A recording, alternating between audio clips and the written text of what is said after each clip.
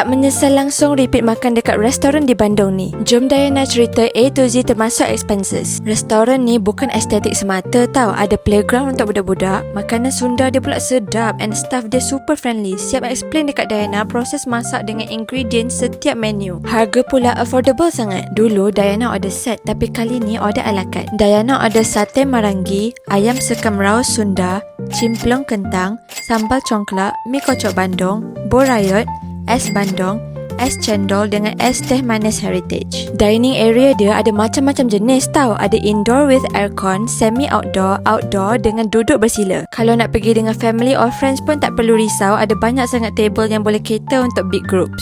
Kalau nak solat, ada surau tau dalam restoran ni. Ini second time Diana makan dekat Bumi Aki Heritage Bandung ni tau. Diana jalan kaki je dari hotel pergi restoran ni. Bumi Aki Heritage ni ada 3 cawangan termasuk Jakarta. Rugi sangat kalau awak tak try makan sini.